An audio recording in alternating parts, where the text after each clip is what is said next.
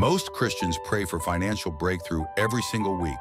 Same prayer, same altar, same desperation, and nothing changes. Not because God isn't listening, but because God already answered. What if the financial freedom you've been begging God for, He already gave you the blueprint to walk into, and the only thing standing between you and it is what you haven't done yet? Stay with me, because this is going to be uncomfortable, and it is going to be exactly what you needed to hear.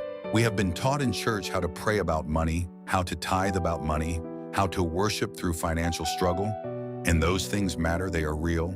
But somewhere along the way, the practical wisdom God embedded in Scripture, the actual step-by-step architecture of financial freedom, got left out of the sermon. And so believers keep crying out for a miracle when God has been pointing at a blueprint the entire time. Proverbs 24 verse 3 says, "By wisdom a house is built, and through understanding it is established." Not by prayer alone, not by faith alone, by wisdom, by understanding. God expects you to use what He gave you. So today I want to walk you through 5 biblical principles of financial stewardship that most Christians have never applied. And if you apply even one of them, your financial life will never look the same again. The first principle, you cannot manage what you refuse to measure. This is where most believers fail before they even begin. They tithe, which is good. They give offerings, which is honoring. But they have absolutely no idea where the rest of their money's going. No budget, no tracking, no honest accounting of income versus spending, just a vague hope that it will somehow work out. But Proverbs 27 verse 23 says, "Know well the condition of your flocks, and give careful attention to your herds." In the ancient world, your flocks were your finances, your livelihood, your future. And God said, know their condition, not approximate their condition, not assume their condition, know it. You cannot steward what you are not watching, and you cannot grow what you refuse to measure. The moment you sit down and honestly face every dollar coming in and every dollar going out, something shifts. Not just practically, but spiritually, because you are finally treating the resources God gave you as something worth paying attention to. That is the beginning of wisdom with money, not a bigger salary, not a better opportunity, an honest accounting of what God has already placed in your hands. The second principle, debt is not just a financial problem, it is a spiritual one. Proverbs 22 verse 7 says, "The borrower is slave to the lender." That is not a metaphor to take lightly, because slavery and purpose cannot fully coexist. When a significant portion of everything you earn belongs to someone else before you even touch it, your ability to respond to God's assignments is compromised. Your ability to give generously is limited. Your ability to take the risk that faith sometimes requires is paralyzed. Here's what I've seen in people's lives. God opens a door, a real God-given opportunity, and they can't walk through it. Not because they lack faith, but because they lack margin. Because every dollar is already spoken for. Because the financial slavery they accumulated over years of small decisions has made obedience expensive. Getting out of debt is not just financial wisdom, it is the pursuit of freedom. It is creating the space in your life where God can actually move you without resistance, and it starts not with a massive income, but with a decision, a ruthless, committed, unashamed decision to stop adding chains and start breaking them one by one. The third principle, generosity is not the result of wealth, it is the path to it. This is the principle that feels the most backwards, and it is the one God returns to again and again throughout Scripture. Luke 6 verse 38 says, "Give, and it will be given to you. Good measure, pressed down, shaken together, running over." Notice the order. Give first, receive after, not the other way around. But here is what most believers do. They wait until they have enough before they give. They tell themselves, when I'm more comfortable, when I have more margin, when things stabilize, then I'll be generous.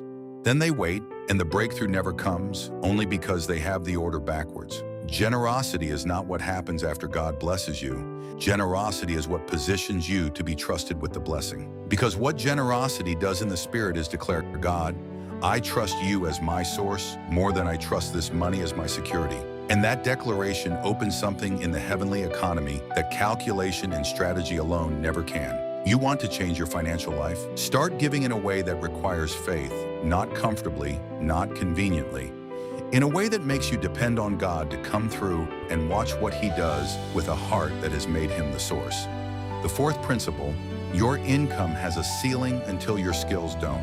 Proverbs 22 verse 29 says, Do you see someone skilled in their work?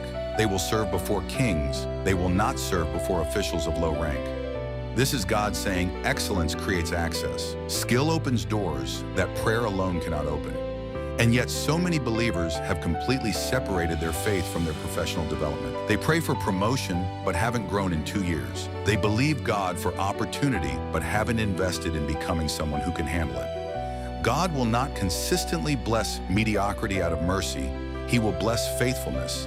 And faithfulness with your gifts means developing them, sharpening them, taking them seriously enough to invest in them. The person who reads, who learns, who grows, who treats the abilities God gave them as something worth cultivating, that person doesn't just stumble into opportunity, they become the kind of person that opportunity is looking for. Your financial growth has a direct relationship with your personal growth, and the believer who understands this stops waiting to be discovered and starts becoming undeniable.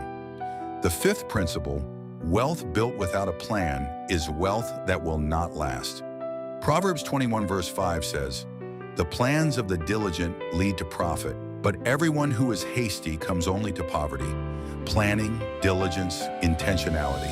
These are not secular concepts that believers tolerate. These are God-given wisdom principles that Scripture commands.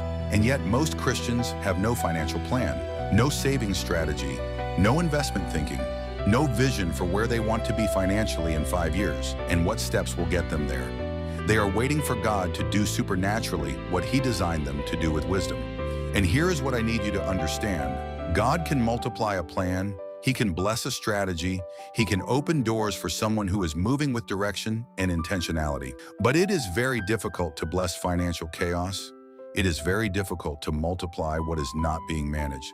God is not your financial plan. He is the one who blesses your financial plan. So build one, write it down, make it honest, make it specific, and then bring it before God and say, "I built this with the wisdom you gave me. Now bless it with the power only you have." That partnership is where financial breakthrough actually lives. So let me be honest with you before you close this. The reason most believers are still in the same financial position they were in 3 years ago is not because God has been silent. It is because the instructions were always there and the application never came. You have been praying for a miracle when God has been pointing at a method. You have been asking for more when God has been waiting for you to be faithful with what you already have. Luke 16 verse 10 says, "Whoever can be trusted with very little can also be trusted with much." The path to more runs directly through faithfulness with what you currently hold. So today I want to challenge you with something specific, a real assignment. Pick one of these 5 principles, the one that convicted you the most, the one you felt in your chest when I said it, and make one concrete decision about it before this week is over. Track your spending for 7 days. Make a plan to attack one debt. Give in a way that requires faith. Invest 3 hours this week in developing a skill. Write down a 1-year financial goal and the 3 steps that could get you there. Just one decision, one act of obedience. Because here's what I know about God and financial faithfulness. He is not looking for perfection. He is looking for movement. He is looking for the moment you stop treating the wisdom He gave you as optional and start treating it as the sacred stewardship it actually is. The breakthrough you have been praying for is not waiting on God. God has been waiting on you. And today you can finally take the first step toward the financial freedom He always intended for you to walk in. The blueprint was never hidden. You just have to be willing to build.